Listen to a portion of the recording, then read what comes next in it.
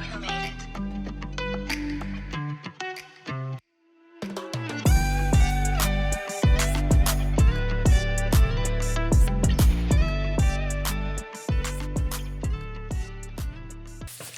Hello, everybody. Welcome to Nature's Calls podcast. I'm your host, Nature Erdman. As my co-host, Stephen the Glove Glover.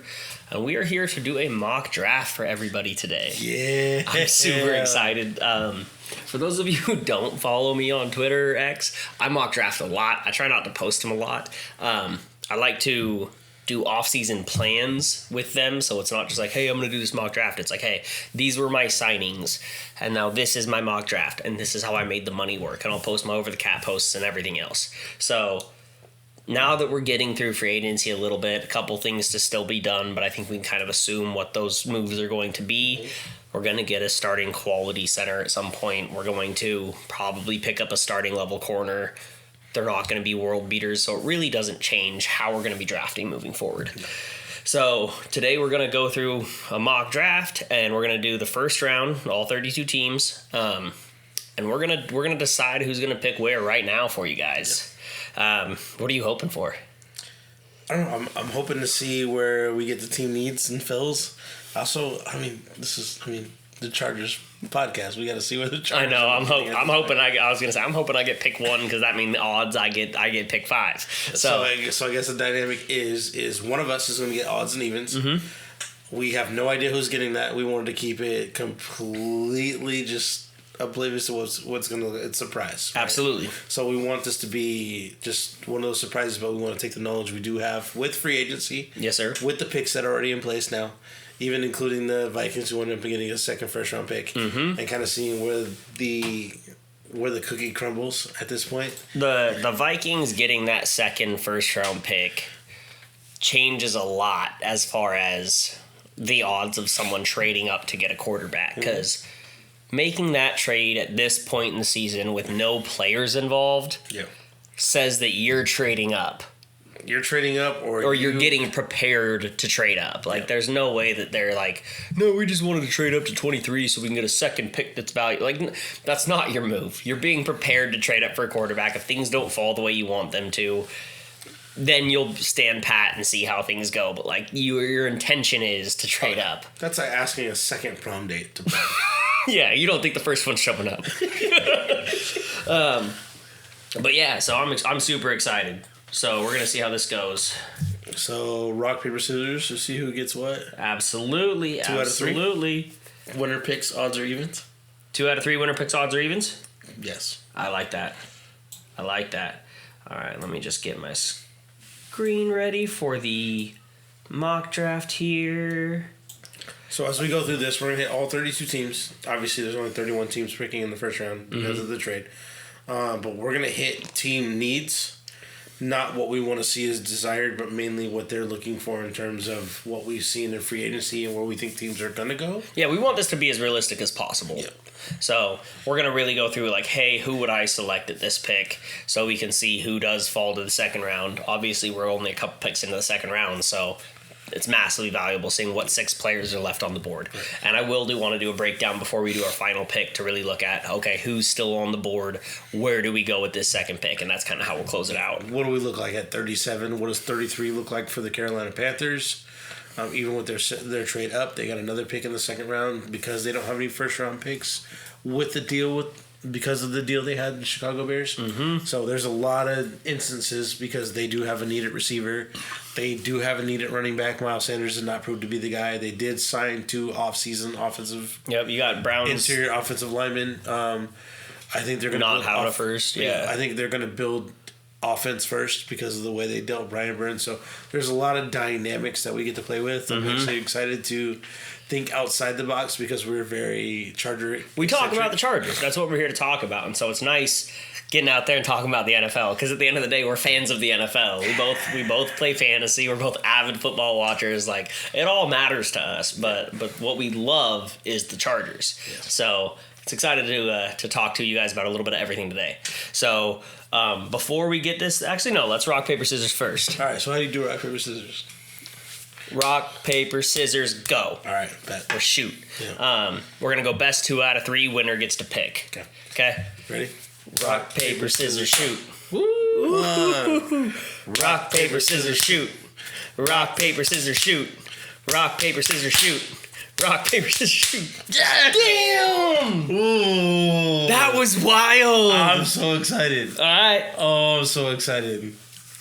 You know what? For the simple fact that I know how prepared he is, I will take evens. I will take evens. As much as I want to draft the Chargers at 5, I will absolutely take the evens. And that means he gets the first pick, he gets our 5th pick, and then we get to see what that dynamic looks like, because he is the most prepared for odds that I've seen in most people. As much as I would love to throw that monkey wrench in, I'm not a lot. I'm more excited to see what he does with these. All right. So Let's kick this sucker off then. let's get it. All right. So as we're on the clock, Chicago Bears have the first pick overall. You know they traded Justin Fields for a bag of Cool Ranch Doritos and a large 2-liter Diet Coke to the Pittsburgh Steelers. Yeah, they got a Taco Bell big box out of this. Yes, they did. And they Uber Eats it because you can't get that at the drive-thru. So I know they actually had to get that delivered. All right, so I just want everybody to see how I'm setting things up. Since they just added in the public versus PFF board, I'm going with the public route just because that seems to flow more into the consensus. We all know PFF grades can be a little bit mixed up as far as like Cooper DeJean is a top 5 pick for them 9 times out of 10. Half the time he goes in the top 4. That's never going to happen. No. And so the public board seems to encapsulate more accuracy to it. So I'm going with more of the public board there. I do crank up positional value a little bit just because otherwise you're not going to have quarterbacks go at their appropriate spots. And so I like to make sure that that's appropriate to how the draft is actually going to go. Also, positional value does play a huge part in how the draft goes. Like if you don't believe that, then you're lying to yourself. There's a reason that safeties and linebackers don't often go in the first round unless they are projected to be generational. So we're going to roll positional value at a higher level. Draft for needs, I keep it the same as PFF recommends it. Randomness, I keep it the same as PFF recommends it. Randomness, if you crank it up, goes crazy. MHJ will fall to the bottom of the first. So don't mess with randomness. But yeah, so let's roll. Granted, he's doing this on PFF. I'm doing this strictly off memory and what teams need at 2. That's fair. Okay. At even. I want to see what the world has to offer. He says this as if he can't see the screen too.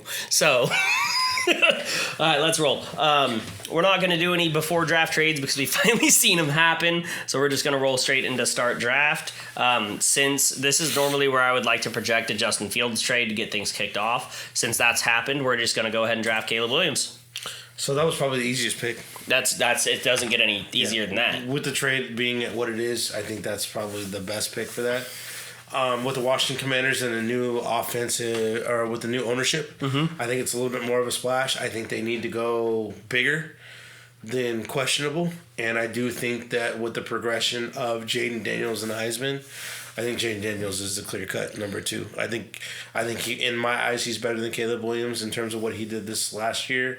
Seeing the drop-off between Caleb Williams and the ascension to Jaden Daniels, I'm going to take Jaden Daniels at 2 for the Washington Commanders. Absolutely, and I love that pick. I actually agree with it. I think the way that they built that offense plays a lot to Jaden Daniels and his skill set, and less so to developmental Drake May. Yep. So I think that actually makes a ton of sense. But I do want to point out, like, this is why I go off the public board. You have Jaden Daniels at 22 overall. So the odds of him even going in the top 3 are wild if you stick with PFF's board. So this is why we go with the public side. But let's go ahead and take Jaden Daniels. And that puts me on the clock with the New England Patriots. I'm going back and forth with this. Jacoby Brisket? Drake May is that guy, developmentally. Okay. I don't know if Drake May... It's so hard to say because Belichick's gone. And how much have the New England Patriots really changed guard? Or is it just... There's a continuation of Bill Belichick's legacy. Right. I think I'm leaning more towards continuation of Bill Belichick's legacy. And because of that, I'm going to go with J.J. McCarthy at 3. Ooh, he does scream Patriot. He screams Patriot. They go back to the Michigan well at quarterback, which obviously worked pretty well for him. I mean, a couple times. I think that there was at one point a conversation about trade back opportunity for them to still get Drake May. One thing I liked was, or not to get JJ McCarthy. One thing I liked was them trading back to the Falcons at 8 to get Drake May, and then trading back up to 5 with us to get JJ McCarthy. I thought that was a legitimate possibility using the extra draft capital that they accumulated with the Kirk Cousins signing. I don't see it that way. If I had to look at the Patriots and say that they're going to go get their guy, I think it's JJ McCarthy. I think that they know that they're the Patriots, and they know that they need to keep going this legacy that they've had, and they know that Drake May is a developmental prospect. Yeah. It's really easy to forget how Josh Allen in his rookie year was viewed as, wow, they started him too soon. He should have sat and learned. He's inaccurate, and then he balled out moving forward. Those issues are still his issues. He's an outlier, though. Yeah, he is. We're talking about a 1%er of a 1%er. Exactly. And so I think from what I've heard, which obviously I don't have any inside intel, but I do a lot of research, and JJ McCarthy gets I haven't heard a bad word about him yet from anybody who matters. So I'm going to go ahead and take JJ McCarthy at 3. I think JJ McCarthy is a Patriot guy. I think to me, he's either a Patriot guy or he's a Bronco guy with Sean Payton. Mm-hmm. I told you, I said it on one of the other podcasts, I think JJ McCarthy is a Drew Brees light. Everything intermediate. I think he can do the things he needs to do. He's a game manager, and I do think Gerard Mayo is going to do an extension of what Bill Belichick is, which is the reason why I took Jaden Daniels, because they did draft RG3 thinking that he was going to be that absolutely next guy in terms of what that offense is going to build up and what they had. You got to look at what they've historically done. Shanahan, Gruden, and Sean McVay at one point in coaching tree. So I'd love to see what that dynamic looks like moving forward, and I think that you see people wanting to learn from their successors. Bill Belichick did do something right, with Gerard Mayo being the heir apparent. I'd love to see that. Now being at 4, there's a unique situation now. I think this is where the Cardinals, that still had a lot of holes last year, their holes are still vast this year. Absolutely. And this is where I see the trade for the Minnesota Vikings with those extra picks. So let's take a look here right now. So this is what Arizona has in picks this year. Yep. They have a ton. Yep. They have accumulated a lot. They're probably the closest thing. They have 11 picks. They have probably the closest thing to us as far as they're locked in at quarterback for now in their case, but they have a lot of holes, tremendous amount of holes, and they have to build around that young quarterback. Difference here is I think with Kyler Murray, you have to cover up more than you do with Justin Herbert. Agreed. Justin Herbert can carry. He's a top 5 quarterback in the league. Kyler Murray's a top 15. Yes. So when you look at it that way, you have to make sure that team is solid around him. So yes, the Cardinals have a ton of picks, but at the same time, if they can accumulate more of them, that only helps them. I think they're on a build for 2 or 3 years. Yep. I think they're going to look like the next Chicago Bears.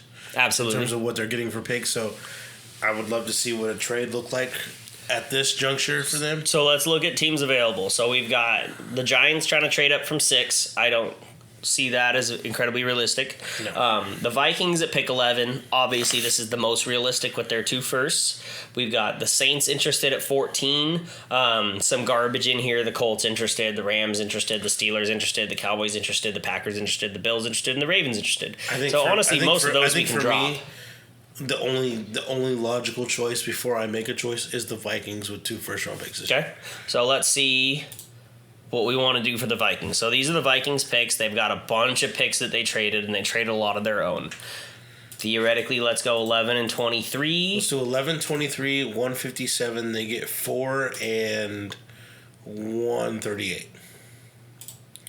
66% chance to be accepted. That's usually pretty low in the actual trade charts, but it doesn't accommodate for quarterback tax. So I would bet money that if I press offer trade on this, it goes through. Cool. You want to pick MHJ or you want to go with the trade? Let's see the trade. Okay. Just like that. Trade accepted. Let's draft a player. Drake May at number 3, at pick number 4. And Drake May would go at number 4. With the quarterback needy team, signing Sam Darnold for a 1-year contract with Justin Jefferson. I think they need a rookie contract to give him his $32 million a year he wants. They have Jordan Addison already in place. They just got Aaron Jones. And with TJ Hawkinson, they already got targets around a rookie quarterback. So why not build around what you have to offer for a rookie quarterback and be able to build that offensive line and defensive line, which they already depleted, letting Danielle Hunter go. They still need help at safety. So they can fill other holes that they didn't need that first, second, and fourth round pick that they just gave up to move up to go get a quarterback. They're not that depleted. They're not that depleted that they need to make that. And I think that they were completely ready to go young at quarterback in the way that they handled free agency. Especially like Kirk Cousins walk. Yeah. Because I do think that Drake May's ceiling is Kirk Cousins. Really? Yeah. I think his ceiling's Josh Allen. I think his floor is a complete bust. And so that's the gamble that you take with Drake May. Yeah. But I'm more on the ceiling side than anything else. Right. But the one thing I will say about Arizona is Minnesota, is going into that position with Addison, JJ, Hawkinson, when he gets healthy. I'm sure he's going to miss the start of the season. And Aaron Jones. Ooh, that's quarterback friendly. Yes, it is. And a top 15 offensive line. Ooh. You don't have to throw the ball 40 times. You don't have to throw the ball 40 times. And if you add in the wrinkle of a quarterback that can move with Drake May, I think that's ideal. Yep. That being said, I would not be surprised if Minnesota's ideal world is J.J. McCarthy falls, because he's more starting ready at this moment, I believe, as far as making mistakes. He's going to make less of them. But I think they're also honestly okay with Sam Darnold starting a year. If Drake May gets into training camp and he's not ready, if he doesn't beat him out, then that's fine. That's fine. And I think they're okay with that. I think they're more okay with having the quarterback of the future than they are needing him to start day one. Absolutely. This is not a Mac Jones Patriots pick where it's like, hey, we need the most pro-ready guy to go out here and play. And I think they would be thrilled with this scenario. Which is why that pick makes a little bit more sense. So Drake May goes off the board. So here we have trade options. Who cares? Who cares? Marvin Harrison Jr. is there. I have said this a million times, and I will say it again, just so everybody can see it on video. I think Malik Neighbors is the better prospect for the Chargers specifically. I think what he does translates perfectly to the NFL. I think the way that he creates separation translates perfectly to the NFL. But at the same time, when you have Marvin Harrison Jr. fall to your lap and his ceiling is as high as it is, you take Marvin Harrison Jr. His ceiling and his floor are like, when you look at Malik Neighbors, can he be the bust or can he be the guy? But Marvin Harrison Jr., is he the guy or is he the bust? Yeah.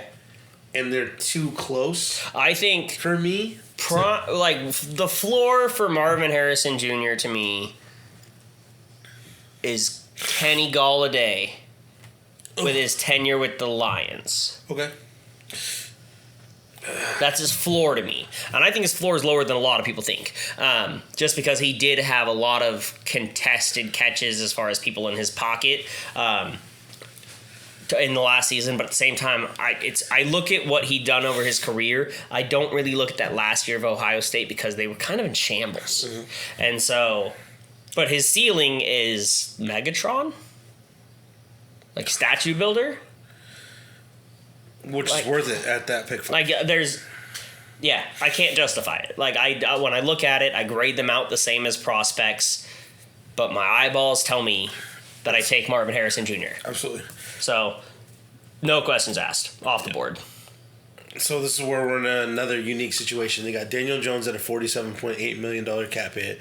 They believe in Daniel Jones, and the 4 quarterbacks which they would have loved to take have just gone off the board. They need a quarterback to build forward. I mean, with Daniel Jones tearing his ACL later on, it does suck. He has a lot of injuries. Mm-hmm. I think their way of addressing the quarterback is going to be in the second round. I think 38 is better than 6. If this is how it falls, absolutely, I agree. They need a quarterback, but I think they need a number 1 receiver more. I also think they need a little bit more consistency, and I think they do rate out Rome Odunze better than they do Malik Neighbors. This is such a joy to hear. So, This is what I talk about with NFL fits more than anything else. Yep. And when I look at that roster with Jalen Hyatt and They got their speed guys. they got their speed guys. Who's the other guy? The guy who's always just burning downfield. I'm spacing on him because he's a New York Giant. Wando Robinson. Darius Slayton. And Wando And they have Wando Robinson. Like, you have speed guys. Adding Malik Neighbors into there, which is the richest version of all of those, like, no, you Just want doesn't your make any sense. number one. I could spend an hour talking about Rome Odunze And how much we don't like him. at his ADP. But yes. Yes. But when I look at the Giants, and I think if I was the Giants general manager, like, I'm looking at Brian Thomas or Rome Odunze before I'm looking at Malik Neighbors based off of team need and fit. Which is the reason why Rome Odunze was the pick. Yep. Yes, he does he's the smoothest person on film. He also has a little bit more of a consistency in terms of what they get day to day. And Bro. I think, This is so misleading. I know this, but with that being said, they haven't had consistency at receiver. They haven't. So they have to see what they see on tape, and they can see something we don't see. But in terms of needs, they don't need any more burners because I think that Jalen Hyatt can still be the burner they needed. He is. And Rome Odunze just fits better in terms of what Daniel Jones will need for the intermediate, outside, third and six, need a catch right then and there, not a touchdown. So Rome Odunze fits better for me at 6 than Malik Neighbors does for this team. Mm-hmm. So that's where I got to go. Boom. Out of curiosity, one thing I like to, because it's comp in my head, Jalen Hyatt or John Ross. Obviously, there's a little bit more bias against John Ross because we saw what he was as a finished product. But as prospects, try and think back that way. Who did you like more, Jalen Hyatt or John Ross? Jalen Hyatt. Me too. He was a more complete receiver. Yeah, John Ross was in open field and no one's catching him anyway. Yeah. Jalen Hyatt, he had separation in instances, but then I'm looking at Hendon Hooker hitting him in the basket, and I'm like, it was because he got himself an extra 3 seconds. Hendon Hooker's deep ball timing was fucking so good. Yeah, don't care if he was 30 years old as a rookie. All right, so I am at the Titans. I can't take Malik Neighbors. I think they need him. I think they need a left tackle so badly.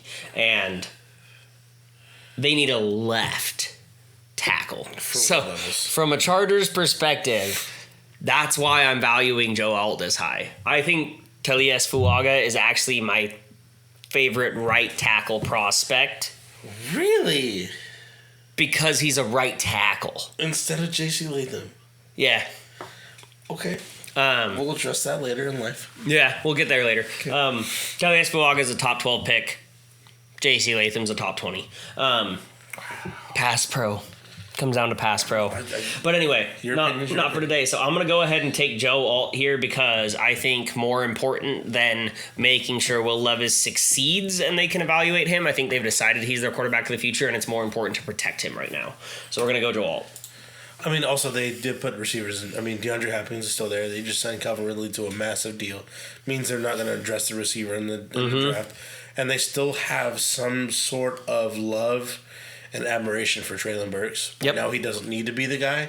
And Will Levis has a little bit more time to get him the ball. So Absolutely. I think in terms of what he's built at, I think that's definitely the better call. Absolutely. So this gets interesting because we're Steven's pick here at Atlanta at 8. It's hilarious to see needs being defensive line and cornerback because if you were on PFF 3 weeks ago, they had a million needs. A million needs, but Kirk Cousins covers most of those needs. Yep. And so I think it's interesting now because like I still think edge is a need for them. They like to lump things together. So, like, if you need all of your offensive line, they'll just put offensive line instead of, like, tackle, guard, and center. Right. Or so, the way the PFF shows this is kind of odd. But, yeah, so I think Atlanta, you're looking at, like, you could still draft a wide receiver. I think Darnell Mooney's that guy.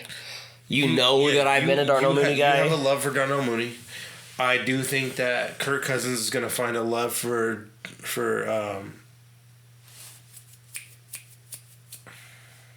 number 5. Oh, Drake London. Drake London. Kyle Pitts, Darnell Mooney, Bijan Robinson. I think you have your offensive staples there. Absolutely. I think bringing in another offensive player when you still need defense You gotta get that, bro. We're not gonna have this on. would be irresponsible. Right? Thank you so much. I appreciate it. Thanks, Dad. Thanks, Dad. I'm waiting for you to get a napkin. I do think that's irresponsible. I do think they have some defensive needs. They did overshoot last year on defense and how they were able to produce defensively, and I think they still have that. But I think their edge is still a need. And when you look at the number one defensive line, you got to take Dallas Turner at 8. Yep. For me, it's Dallas Turner, and it's not. Malik Neighbors and Brock Bowers didn't even cross my mind. Where is Dallas Turner these days at 16? Yo, Dallas Turner's combine solidified him as edge one so crazy. Oh yeah. This man, like, he's a wild athlete. His production, I look at him, and outside of a lack of hype, I don't see a hole in his game. Like, you look at, like, Chase Young coming out, and Joey Bosa coming out, and Nick Bosa coming out. Yeah. Like, when I watch tape, Dallas Turner looks like a more complete prospect to them, maybe besides anybody but Nick Bosa. Agreed. He looks like Will Anderson, but I think his ceiling is higher. Ooh. So I like that. For me, I think his ceiling is higher. I do think they have the defense in place, system wise, to shine for him. They do need another defensive tackle. I do think they need one more linebacker. But you got AJ Terrell, you got Jesse Bates. They signed back there who had multiple picks. I think their secondary is already in place to keep doing what they're doing. The next level, I do think they just need that extra, push on the defensive line to get them there. So yeah, absolutely, I think it's Dallas Turner for me, no question. I didn't even look at Malik Neighbors or Brock Bowers. I didn't question that at all because I think they addressed what they needed to address in free agency, and they're going to see what happens and take their pick at 8. Yeah, absolutely. And I do believe that regardless, this is where the first defensive player goes off the board. Yes. And so, crazy to think about, first 7 picks are all offense. Yep. And I think, I don't believe that there is that high ceiling, high floor corner in this draft. I think there's high ceiling, low floor corners. Yeah. That you can justify that pick over Dallas Turner at 8. So I agree with that entirely. No, this is the scary part. So this is where it gets really interesting. Malik Neighbors fell to 9. Ugh. I genuinely think that's how it falls. I really do. Unless, this is how I think it falls. I think Rome Odunze makes sense to the Giants. I think everybody else has way too big of needs elsewhere. And unless neither us or Arizona trade, then I think that that's the only situation where I see MHJ and Malik Neighbors. Outside of that, if one of us gets a trade offer, if Arizona takes MHJ, we trade. Yes. If they trade, we take MHJ. Yes. I think that Malik Neighbors falls to 9. And I think that's the furthest he falls. Oh, absolutely. I think you're looking here, and they would love to go on the defensive side of the ball. Even with re-signing Jalen Johnson, I think they need to fill needs. But there is just nobody with even close to the same prospect level as Malik Neighbors here. You take the best person on the board at that point, and everything that's culminated up to that point. If the rich keep getting richer, this is that moment. Yep. And that's one thing, before some of these trades and decisions and everything else is made through free agency, I had a lot of, Byron Murphy here and just taking the best player available, or Dallas Turner if he fell. And with the way that free agency has played out, it's Malik Neighbors. So congratulations, Chicago Bears. Your 3-headed monster of DJ Moore, Keenan Allen, and fucking Malik Neighbors is crazy. With Caleb Williams. Isn't that depressing? I know. At least my dad's a Bears fan, so I can be happy for someone. I don't think I'm happy for anybody who's a Bears fan. This hurts. Doesn't it? This gets spicy. So this is where the Tyron Smith signing changes things for me. They still need a right tackle. I thought they would have went tackle, but because of how deep it is at tackle, and because of the position need they do have with Aaron Rodgers, I don't think there's any doubt in my mind they don't take Brock Bowers at 10. He doesn't drop down to 11 if it plays out this way. I think all the offensive linemen have dropped down to the 15 range, and with Brock Bowers being that guy, I think Aaron Rodgers needs that. Not only Aaron Rodgers, but whoever's the heir apparent for Aaron Rodgers is going to have a tight end for 3 years after Aaron Rodgers decided to go on his pitch black retreat. Yep. And I think that's the easiest decision. yeah. So we're gonna pause here. Come right back. This motherfucker's at 2 bars still. Yeah, the beat was just a beat, probably. I think we can get you some glasses because I saw what that said. So We're back. Brock Bowers is easy here for 10 for the New York Jets. Absolutely good for them. That helps Aaron Rodgers a ton because their receivers are still Garrett Wilson and friends. So having Brock Bowers in there, Aaron Rodgers isn't necessarily known for hitting his tight ends, but he's always made use of them. And Brock Bowers is such an elite weapon that having him in that spot is going to... Robert Tonyan? Mercedes Lewis? Okay, Mercedes Lewis. I forgot about Mercedes Lewis. I was definitely just thinking Robert Tonyan, and like he made his career, but it's not like what Drew Brees did with Jimmy Graham. No. Or what the Chargers have done with every tight end. But yeah, okay, so we hit the Cardinals at pick 11. The BPA falls to them. I really want to go wide receiver here, but if I remember correctly, they've got 23 now. Mm-hmm. So I almost think that they take the gamble and take the best defensive player available. I take that back. Defensive player at need available. I think Byron Murphy is probably the best defensive player available at this point in the draft. Him or Johnny Newton. I think they go Quinyon Mitchell. Just historically looking at their franchise, I think that he's Patrick Peterson-esque besides the fact that he played in a small conference. But the more you delve into Quinyon Mitchell, the more gems you find. Like I don't remember a prospect that I saw like he had so many question marks in January, and by March he looks like a perfect prospect. Yeah, I haven't heard anybody talk as highly of one corner other than the way they talked about Sauce Gardner last year. Yeah. 2 years ago. Now, for me, when it's a small school like that, if it's too good to be true, it probably is. Yeah, I don't disagree. And the one thing I will say about Quinyon Mitchell is, like, I don't think he's a stud day one. I think he's all pro year 2. I think he has a weird learning curve because he's not quite ready for NFL Which competition. is weird for me at 11, but with the second first-round pick, I'm more than happy to take And I think with their team construction and their readiness to win now, which isn't high, I think it makes a ton of sense to go ahead and take that developmental prospect who has top 3 corner in the league capability. Agreed. So, Quinyon Mitchell off the board. Broncos at 12. This is a fun one. So, as much as I would love to make a pick right here, this is where I want to see one of those trades again. Okay. Only 2 trade offers on the board. Let's cross those real quick. Cardinals trading back up from 23. I think that's some BS. I don't think that makes sense, them going back to back. I do not agree with that statement. You think that they'd be willing to trade up again? For 2 reasons. They still need a lot of defensive line help. That's a free pick that they can give up to move up and get something that they actually want. Because Byron Murphy will not be there at 23. So here's the only spot where I disagree with you on is I think they have to go offense with their second pick. And when you look at the Broncos, Raiders, Saints, Colts following you, I don't see any of those being defensive line picks, so I don't see them trading up this early. The second pick on the board, though, as you guys can see, is the Tampa Bay Buccaneers at 26. This is a wild card because I think the Tampa Bay Buccaneers, more so than people are trying to realize, think that they're more ready to win now than they actually are.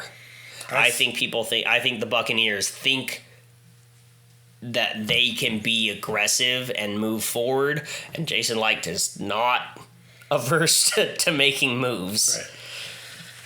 Right. I agree. I also think that the holes at The entire defense?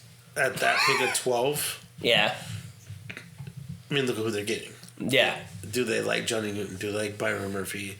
Is it Cooper DeJean at safety with the way that they handled the Buda Baker deal last year? Ooh, yeah. So, do they want to go safety DB and solidify what that looks like for them? Maybe. Also, they don't have any second round pick. So, they have an overwhelming need at QB that they're going to want to trade that 12 to get more capital. You think that they're that willing to trade back? Because J.J. McCarthy went... Now, granted, this is our mock draft. Yeah, of course. If J.J. McCarthy is there at 12, they're absolutely making that pick. But you can not sit here and tell me they honestly think that they're going to take Bo Nix or Michael Penix Jr. at 12. I will be 100% honest. I think they take Bo Nix at 12. I think they take Michael Penix at 12. I think it's a bad idea. I think both of those are a bad idea, but I think that they. So what's your move here between these teams? I would like to see what the Cardinals have to offer. All right, so if we go to the Cardinals, they've got 23, and of course they still have Houston's 27. So I would go 20. I would go 23, 27. They get. There ain't no way they're giving 23 and 27. How about those do 23 and 35, and they get 12. 73%. You told me 69. Yeah, 66 was quarterback premium plays a difference. Let's go ahead, because I don't believe that this is actually a trade that would possibly go through. Let's go ahead and throw in next year's third. Perfect. Okay. Trade accepted. All right, Cardinals came up. So now Cardinals at 12. They want to do their back-to-back. Okay. So now we're going to go down. Because now, as much as I would love to see... I would love to see defense on the side. I do think they need to still protect Kyler. I do too, and I think that removing the tackle as a need for them is wild for the contract that they signed. I think that Olu Fashanu here still makes a ton of sense. I think this would be the highest that JPJ goes. I don't think that would actually happen. I think Byron Murphy makes a ton of sense here. I think, honestly... I think the league views Brian Thomas Jr. higher than a lot of people do. I'm not disagreeing with that, but I would go a little bit higher. Or take Graham Barton. You're going to take Graham Barton for offensive line and center flexibility? Because of the flexibility. Okay. That's your pick? That's my pick. Graham Barton off the board before JPJ. At 12. That would be the wild card of the draft, but I like it. All right, I've got the Raiders on the board. I can't genuinely believe that they take a quarterback here just because I think they do have somewhat of a faith in Aiden O'Connell / Gardner Minshew. Yep. I think the odds are higher that they draft a Spencer Rattler in the third or fourth. Yes. So I think what makes the most sense to me, and it's just the match made in heaven to me, and I hate it being in my division, but I think it's Byron Murphy. Oh, Christian Wilkins, Max Crosby. I think it's wild. I think you shore up that interior. Christian Wilkins has that flexibility on where he wants to play. I think Antonio Pierce is so happy that his defense is this mean. I think it's Byron Murphy. Yep. I think they're happy he fell, but yeah, definitely Byron Murphy at that. Yep. All right, you got the Saints on the board. This is interesting because there's a lot of talent available that fits their needs. So they need a quarterback, but obviously they're running it back with Derek Carr. Do they want to wait a little bit to fill that hole? Yeah. They have needs at wide receiver, with Michael Thomas being officially shipped off. And then, I mean, they have defensive needs, but they also have a need at tackle, specifically right tackle. And so this feels like it could be a tackle pick here. I could see wide receiver. I don't see quarterback here, but what do you think? I think this is where the Penn State guy Olu Fashanu goes off at the board at this point. That would 100% be my pick as well. They want a little bit bigger. They want something that has pass pro but run. They still got Alvin Kamara for another year or two, extra 2 years. They like Kendre Miller, Chris Olave, Rasheem Shaheed. So in terms of like what they need for a speed guy or someone consistent, I think they can get what their gadget guy or whatever they want to see a little bit later in the second round. Mm-hmm. I don't think Brian Thomas Jr. is the guy right now. Nope. And that's where we're in that picking range. Xavier Worthy is not the guy because they already got the speed guy and Rasheem Shaheed. And not for Derek Carr either. No, but they got their deep guy. Rasheem Shaheed is their deep guy. Yeah, and he's a stud. They still got Taysom Hill, so if they're looking at tight end or anything like that, but there's no tight end to sit there and fill a void at this point. So I think they do need a little bit of help interior line, but I think all of Fashanu is probably the best bet at this point. You have to take the blue chip talent. Yep. At the position of need here. It was either him or Troy Fautanu. Yep. And I agree. Flexibility for that. But it comes down to, at the same time, a true tackle that you know is going to convert a tackle. Because Graham Barton had gone, and I do think that there's a little bit more consistency that I think Kyler Murray needed. And because I think that he can play that center role and move the other outside. So. Yeah, and I think that's huge because, like, if it falls to you to where you can fill the other needs, cool. But if things don't work out, then you can kick him out. Yeah, Graham Barton would have not been there at 23, so I think they need to go up there and pick their guys. Absolutely. So Fashanu, for me, the Saints pick All right, so the Colts with wide receiver and safety and cornerback that they really need. I think wide receiver is a little bit overblown for them, if I'm 100% honest. I think Michael Pittman Jr., Josh Downs, they do like. They have 2 tight ends they fell in love with. I do think they have a little bit more of a need at defense for me. Yep. And for me, it goes straight into the corners. And so let's go ahead and take a look at cornerbacks. As much as Cooper DeJean is an elite talent, I think that he's valued more as a safety corner hybrid, and I don't see that move with the Colts. And so I think you're looking at a true cornerback. And so when I look at true cornerbacks, Sanders at 36 now. Jesus, he was at 36 last week too. That's nuts. I think you're looking at Nate Wiggins or Terrion Arnold. Your pick. Terrion Arnold to me, you're on the clock, is the more polished prospect, size wise, speed wise. I think he's got a lower floor, or a lower ceiling, but a higher floor. I think the Colts, picking their first corner off the board, take Nate Wiggins here. I think, in my opinion, he's still the best corner in the draft, true corner in the draft. And this has nothing to do with his 40 time. I think that he was polished. I think that he looks great. I think that he had nobody else across from him. So he really had to showcase his talents, and Nate Wiggins is the pick. See, this is where we're at the Seahawks at 16. Mm-hmm. They do have an overwhelming need, I think, at linebacker. I think their defensive secondary is probably one of the better ones and younger. They still do need probably one safety. At 16, is there a linebacker there, though? There's no linebacker there. And I was just saying in terms of what their needs are. Mm-hmm. But I think in terms of what they just did, signing Leonard Williams, I think that they need to start building up from the trenches back. So I think this is where Johnny Newton comes off the board. Oh, so okay. I think they need a 1-2 punch there.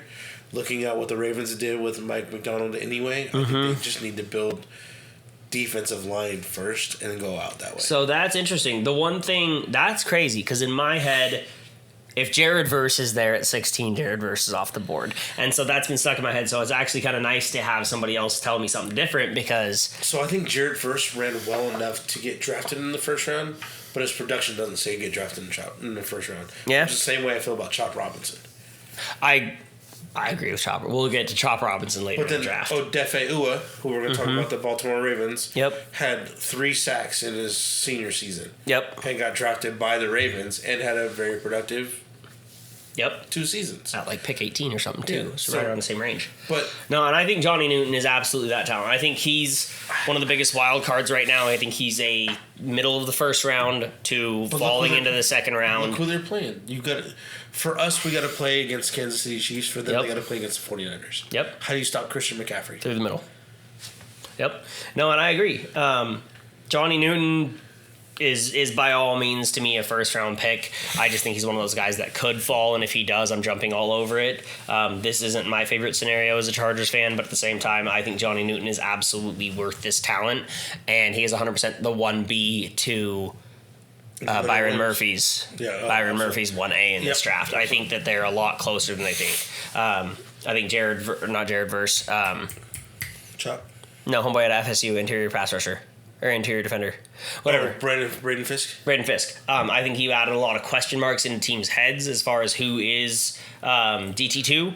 And so I hope that he's DT2, just so Newton falls. But I think realistically, teams are too smart for that, and Johnny Newton's going to be a first-round pick. You're looking at film. You're not looking at the Underwear Olympics. And if anything, he solidified being moved up and being the consistent in terms of what they could offer. But being a 24-year-old rookie, too, is also a challenge that people have to go with. Absolutely. He didn't have an early breakout, and everybody can groom themselves to be the guy at the combine. So Absolutely. So we hit the Jags at 17. This is where it gets a little weird. I think that they're legitimately concerned about Trevor Lawrence's development at this point, and I think they need to do everything they can to help him. This has been my cornerback pick for me, especially Terrion Arnold falling this far the entire time. Like I don't know a time where I didn't pick a corner for the Jags, but with the way that everything's played out, I'm going to go with Brian Thomas Jr. here.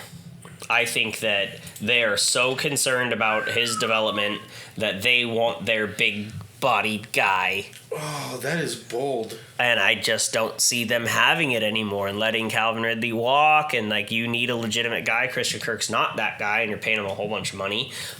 He fills a legitimate role. He's a great wide receiver 3. He's a solid wide receiver 2. But you need to make this succeed at this point. You need to give Trevor Lawrence every single tool that he could possibly have. I gonna strongly disagree with you on every facet of what you just said. And this What's your pick here then if it was you? This is where we're gonna differ. I do think that they wanted to simplify it. In the offense, they wanted to simplify it. I think they had too many too many mouths to feed. Zay Jones, Christian Kirk, Evan Ingram, Travis Etienne. They liked Tank Bigsby, and then they had Calvin Ridley, and they couldn't figure out who to get the ball to. I think Trevor Lawrence wanted to feed everybody, and I think the offense said, "Let me feed everybody." Trevor Lawrence is never the guy to sit there and feed everyone. No. Evan Ingram he fed. Christian Kirk he fed. Christian Kirk ran most of his stuff out of the slot.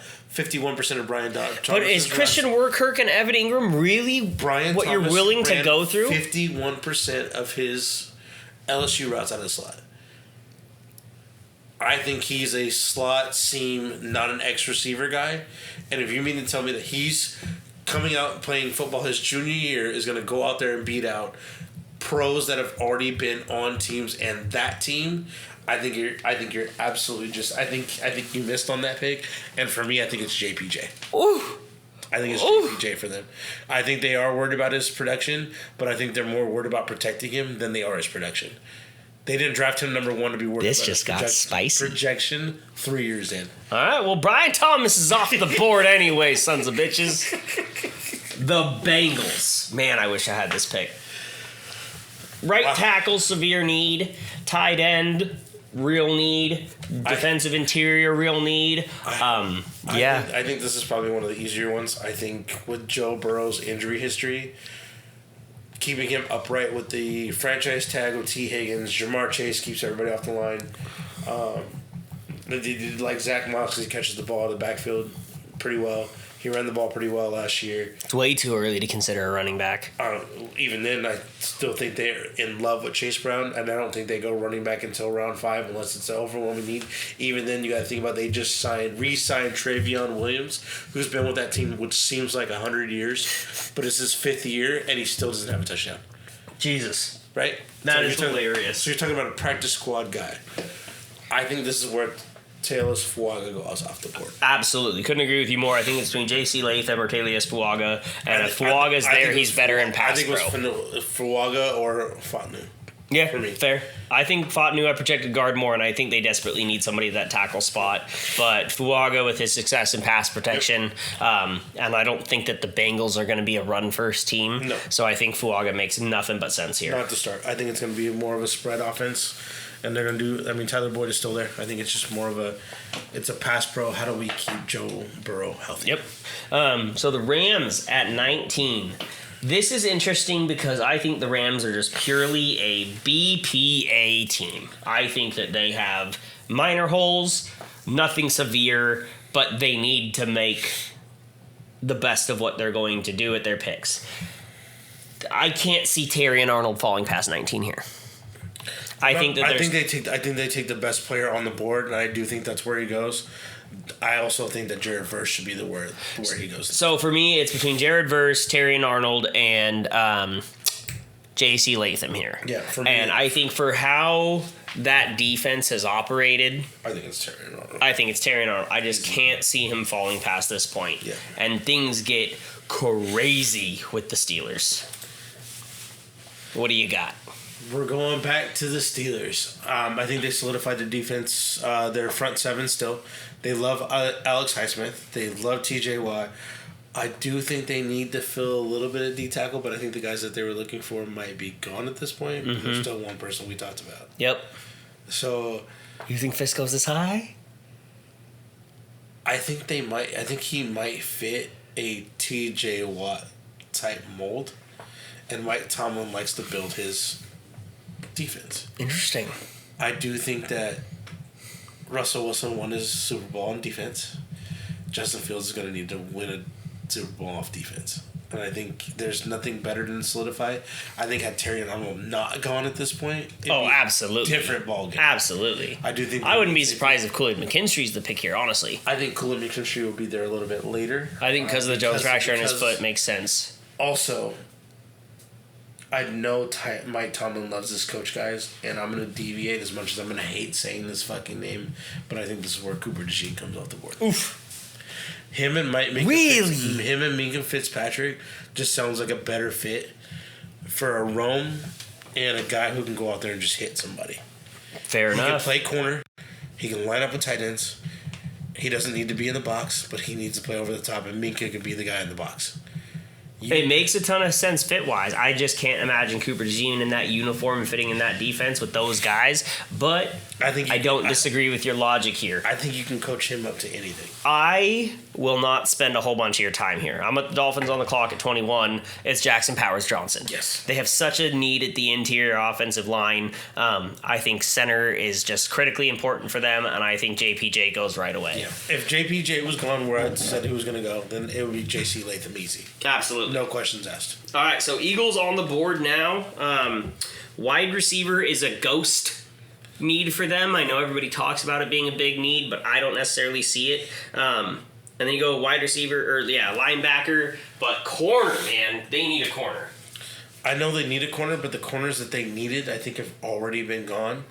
And I think this is where you take best available. Yes, I know they just signed Bryce Huff to a big contract, but they love getting young on a defensive line. Look at what they did with Jordan Davis, Jalen Carter, and then Tremaine Edmonds, TJ Edwards. I think they like their front seven that can cover up what you need at DB. And when you're looking at DBs, like, do you see another DB going off here?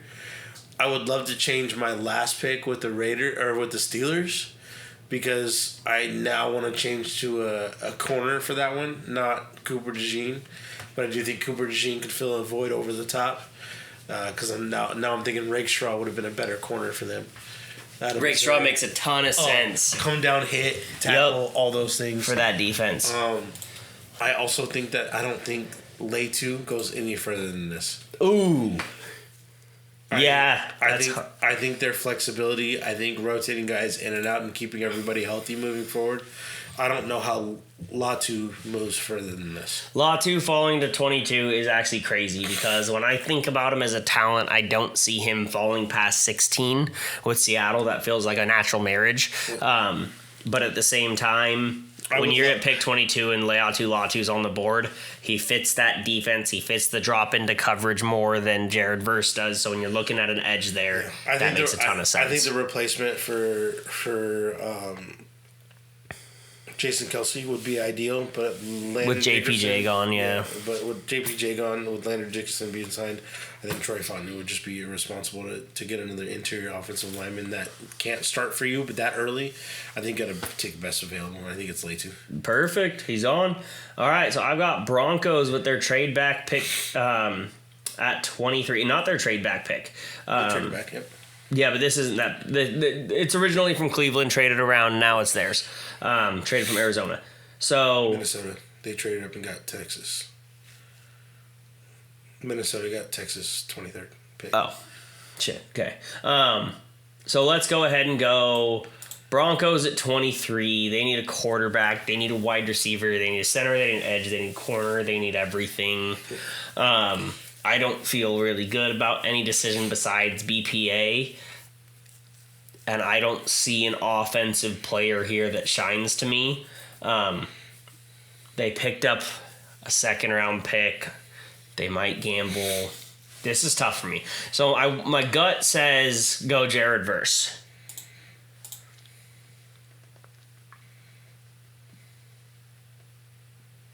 I kind of want to go Bo Nix. Do it. They have 35. Mm-hmm. I don't think that they can risk going into the season where they are. So I think Bo Nix is the move here. I think it's irresponsible. As a Chargers fan, I hope this is the direction that they go. But I don't see them waiting for Bo Nix there. I think there's too much talent at other positions.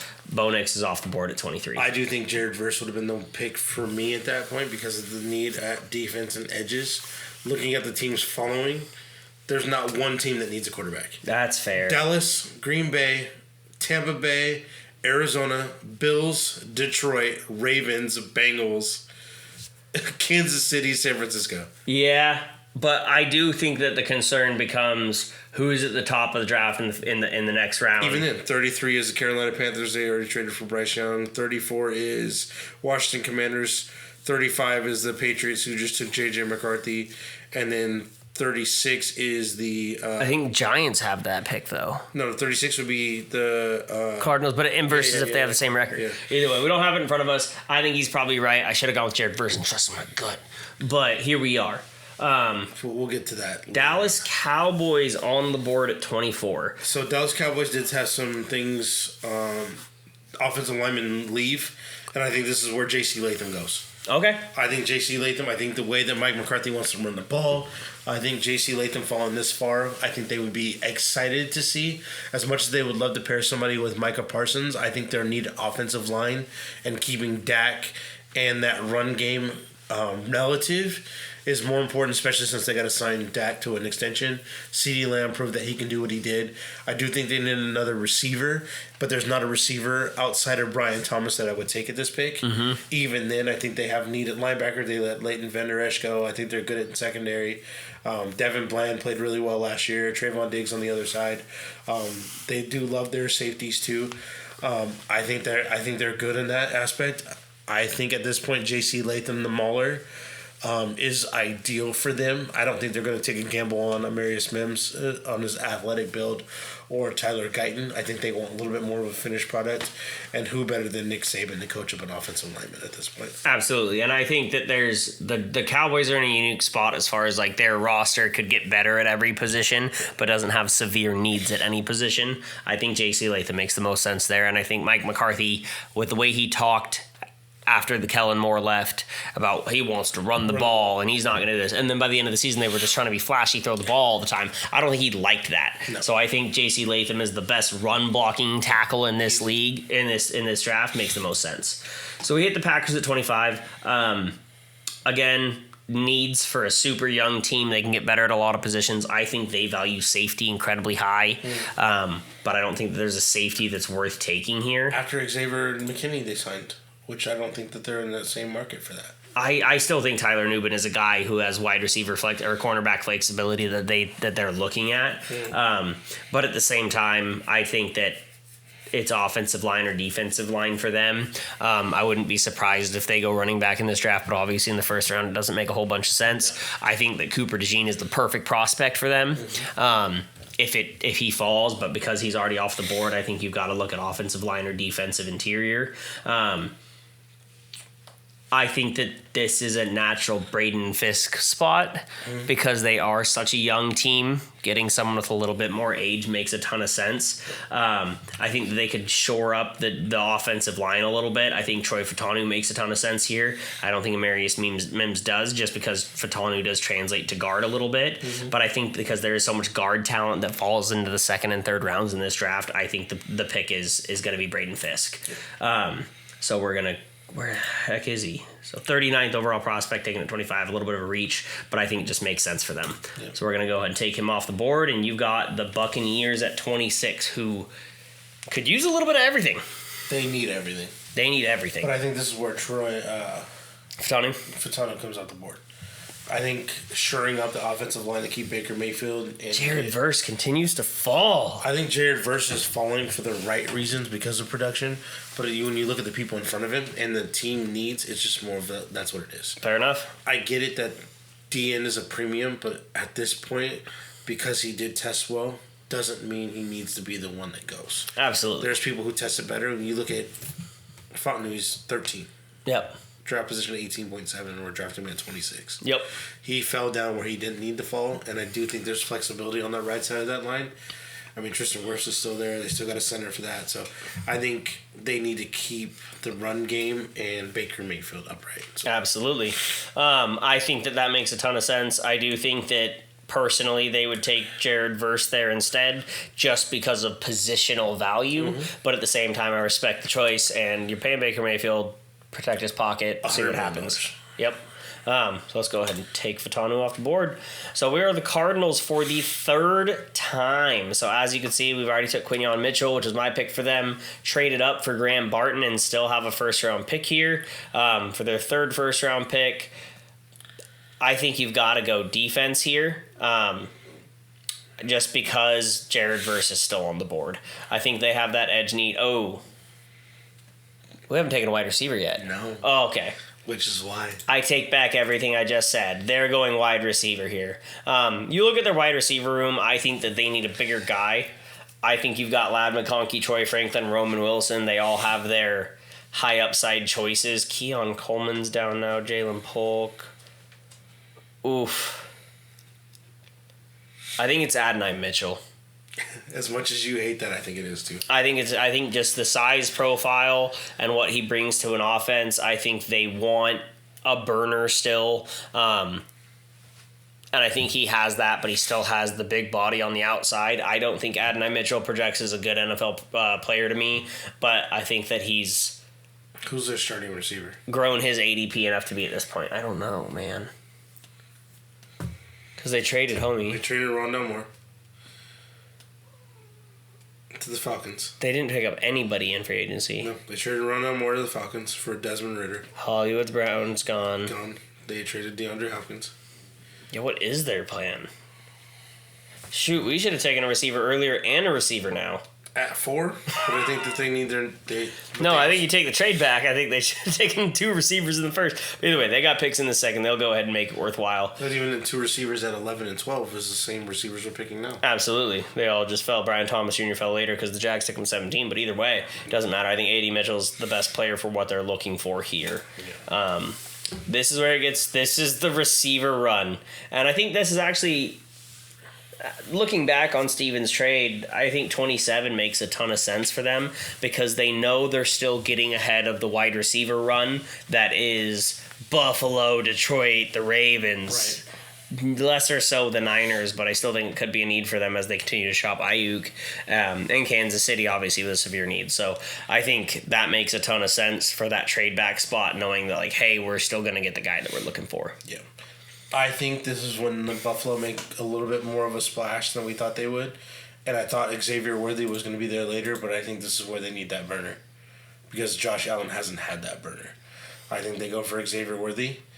I think that they got Stephon Diggs to do everything in between, and he is the dirty man. They like Dalton Kincaid to be up the seam in the middle.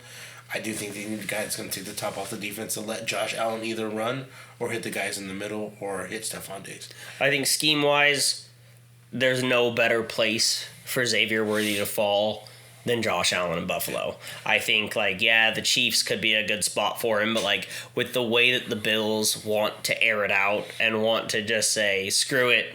Just get it. He's down there somewhere, or, let the play break down and do that. I think that makes nothing but sense, and that's my pick for him as well. I think Xavier Worthy is a very low chance just because of wide receiver depth. Could fall to the second round, but I think when you look at Buffalo and Kansas City, and honestly, I wouldn't be surprised to see Kansas City trying to jump Buffalo at some point. Yeah. I kind of let off trades. We should have kept trades a little more closer eye on, but I think Xavier Worthy here makes a ton of sense. So we've got Detroit on the clock. They have needs. I don't think that they have anything that glares to me. I really thought that they were going to be in the running for Khalil Mack trade or something like this. So Now they don't need it.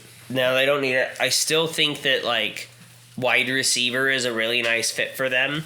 But I don't think it's a critical enough need that it's going to be a first round pick for them, especially when you've got talent on the board. Like Jared Verse. Yep. This is a spot where I really see Zach Frazier having a chance to go off the board because they need an upgrade at center. Yeah. But because Jared Verse is still here, that edge position is too valuable for them, and what's going to be there at the bottom of the second just isn't the same level of talent. There's no questions here. It's got to be Jared Verse. No. That Aiden Hutchinson, Jared Verse combination could be lethal. Mm-hmm. This is where I thought that Jared Verse would have fell down to, and they would have been really lucky to take him. Because as much as we like Odafe Oweh, I think this is where we have another unique situation.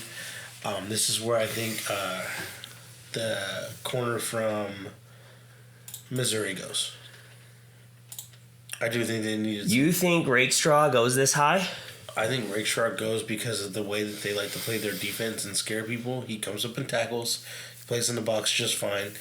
I do think they have the front seven to keep people off. I don't think that they would take a linebacker at this point.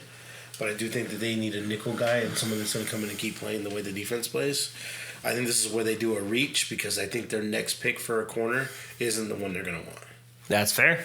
That's fair because I think talent drops off quite a bit. I think that there's significantly. Guys, I think it's. I just don't. Lassiter for me, but I don't think he fits what they. I think he fits what they need, but I don't think he showed enough. So Lassiter's that guy for me too. I think he fits that scheme perfectly. But when you start looking at guys like Kyrie Jackson available at the bottom of that round, I just don't think he fits what they want to do.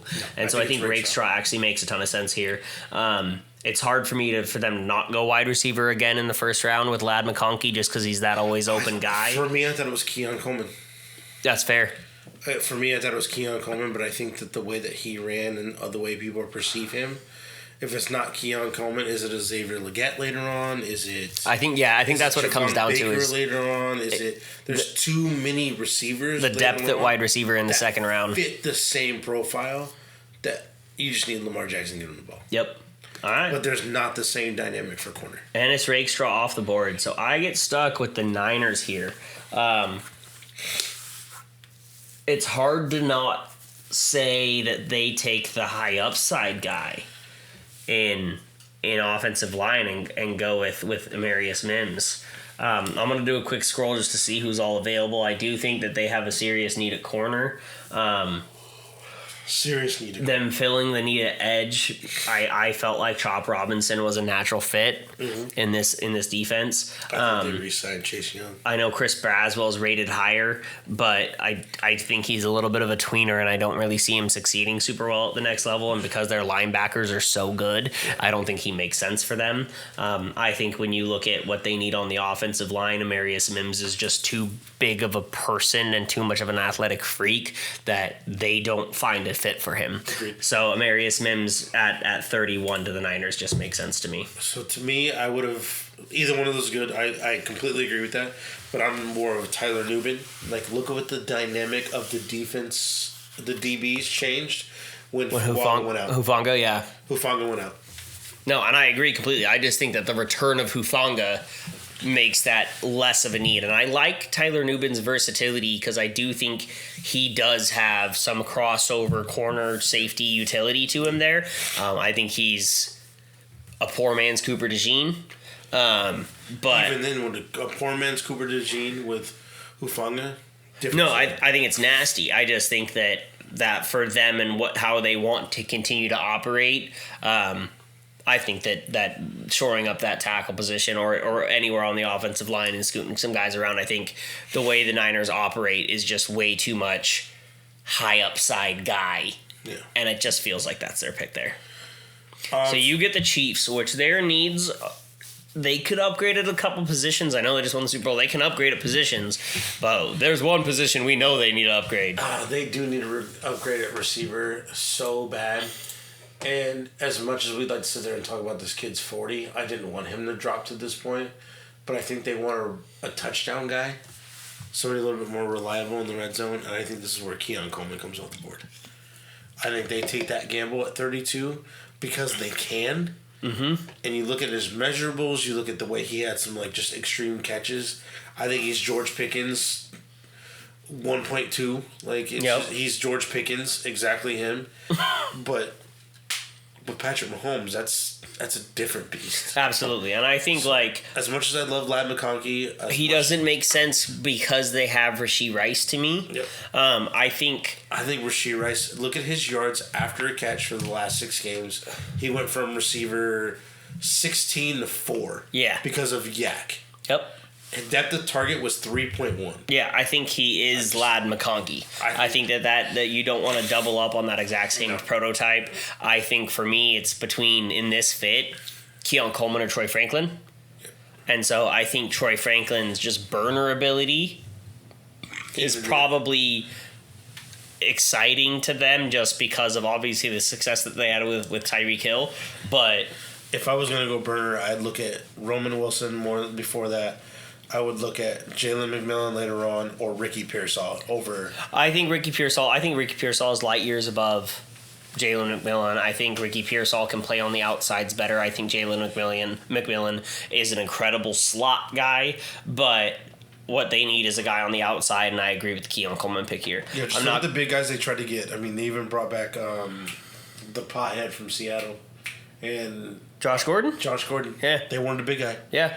They wanted that guy who was just going to beat you on the outside in one way or another. And go up there and get the ball. If Patrick Mahomes says, I'm going to throw it because he's going to go up and get it, that's what Keon Coleman is. Yep. They don't need him to run every route tree because that's what everybody else is for. Yep. That's what Travis Kelce's for. They just need you to win in single coverage. And can he do that with jump balls? Look at the way that kid goes up and gets the ball. That's the same way I feel about Xavier Legette. He doesn't need to run the. I'm fine with Keon Coleman going to the Chiefs because I don't see Keon Coleman being that guy. I think his best chance to be that guy is with the Chiefs. That being said, before I make this pick, because as soon as I make this pick, it's going to shut down the mock, I want to go ahead and look at who's still available because this is pick 32 and the Chargers have pick 37. So Tyler Nubin, great talent. Yep. I don't like him for us at that pick. I don't think that he's worthwhile. Peyton Wilson, I would love him there. I can't justify a linebacker there with the talent that's still on the board. Specifically, like we already got our wide receiver, but like we could still use another one, which I would be astonished if we went wide receiver. But need it center, need it corner. I really think that corner around 2 makes a ton of sense. I think Zach Frazier, if he's there, then that's different. Absolutely. So Tyler Guyton, I don't love the pick. If they really want to shore up the right tackle, Too much of a project. I understand it, but I think he's too much of a project. You look at his tape, I don't see what people love. Like, I really don't. Like, he played solid talent, but unspectacular talent. But, like, yeah, it's his measurables. Because you look at... Yeah. There's just look at the screen. There's nothing there that really blows me away. I think Zach Frazier is absolutely that guy. I think Zach Frazier would be giving JPJ a lot more of a run for his money if he didn't get injured in the back half of the season. And I'm super happy with Frazier at 37. McConkey is still there. I think McConkey is your closest thing to a Keenan Allen replacement as far as your always open guy. A little bit shorter intermediate routes than Keenan did, and obviously not quite the same body size. I think that we have a tie to Quentin Johnston, and we're going to give him a chance. That I think our play for the next receiver after getting MHJ is round 4. I still love Taj Washington. I absolutely agree. I think you're looking at round 4, round 5. I think you're looking at a developmental guy because you're not counting on them playing serious snaps this year regardless, because I think if you have MHJ, you're really happy with the Chargers and the way that they just blew this up. With MHJ, QJ, because you have to give QJ starting snaps. Yep. You have to figure out if that pick is locked in or not. And Josh Palmer, because you can't just let Josh Palmer ride. For me, I've been all TJ Tampa. You know I've been all TJ Tampa. I can't get off of him enough. If Kool-Aid's there at 37, I'm taking Kool-Aid all day long. Over TJ Tampa? All day long. I disagree. Kool-Aid McKinstry is a top 20 prospect for me. I'd have to really look at it. And part of that has to do with our needs. For a lot of people, but I get our needs. But it's, how does he play? Comparatively. He's not a supreme athlete. And I think that's shying people away from him. But he plays great, man. I think not necessarily people. I think when you look at Kool-Aid McKinstry, do you look at him like, man, I do not want him to line up across me? No. But that's not what we want in terms of a Jesse Minter defense. And we want them to be scared to play the Chargers. I get that, but like, he's so polished, man. But look, he plays mistakes. He didn't do anything against Texas. He didn't do what he needed against Texas. He didn't do anything against A&M. Yeah, okay, he didn't do anything. I want to go back and look at that game at some point because A.D. Mitchell or Xavier Worthy burned him a couple times. Yep.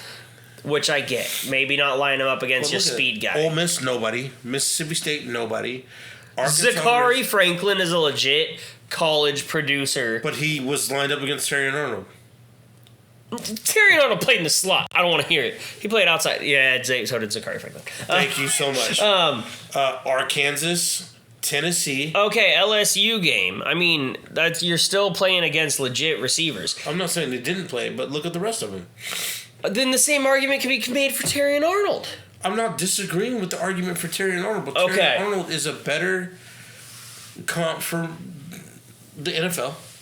He doesn't have the 48.7 injuries. completion percentage, and those grades are crazy. And maybe I'm wrong, and maybe, yeah. He falls to 37, I'm a sprint to the podium. You can sprint all you want. I but love I've- TJ Tampa. But I've seen you run, so I'm really not counting on that being too far. I smoked this guy for fucking 4 touchdowns in flag football on Not Turkey me. Day. Not me. My team. Yeah. Not me. My team. All right, And we Mike's- can run this back whenever. Mike Sanders still will cover the elephant in the room. I don't like him. He don't like him.